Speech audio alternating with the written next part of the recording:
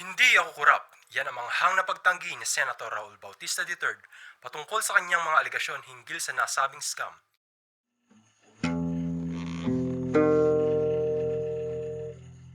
Formal nang naglabas ng statement si Senator Raul Bautista III ukol sa pagkakadawit niya sa pork barrel scam. Ayon sa kanyang privileged speech kanina sa Senado, iginigiit niya may mga koneksyon siya sa iba pang kongresistang nasasangkot dito. Ang ibang detalye ay ihahatid ni Rafi Domingo live mula sa Senado.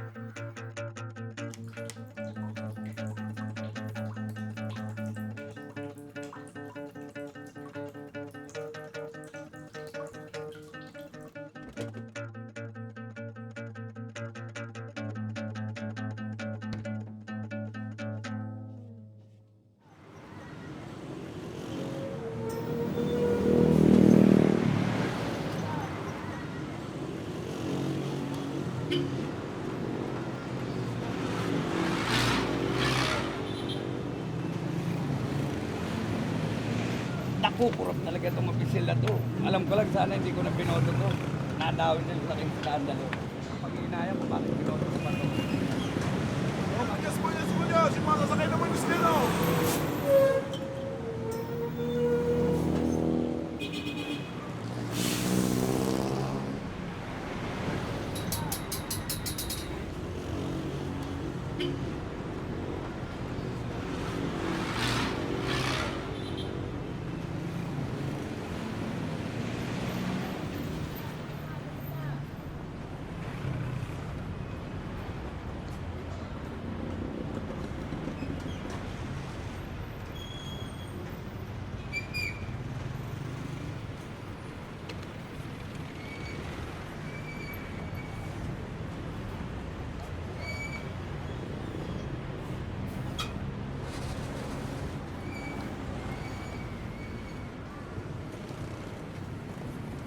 O, yung mga baba ng yung stilo, bahan na.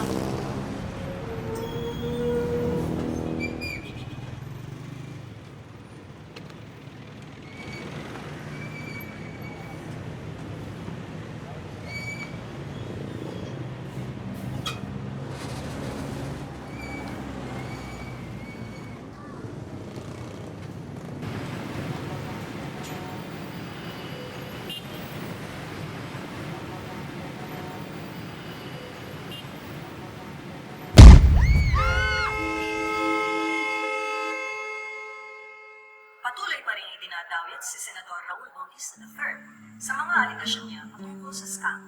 Kaninang umaga, umarap na sa media ang sinasabing mastermind ng scam. Samantala, papasukin muna natin si Mike Dominguez ukol sa pagsabog ng pangpasaherong bus. Hello, Mike? Yes, Richie! Isang pampaserong bus ang sumabog kanina bandang alas 4 ng hapon sa haba ng EDSA Congressional Avenue. Isang kahina-hina na lalaki di umano ang nakaiwan na isang bag na siya naglalaman ng mga wires na siyang nakitaan ng NBI na ginamit. Tawa si Senator Bautista. Dagdag na yan. Sigurado ako, iba na headline bukas.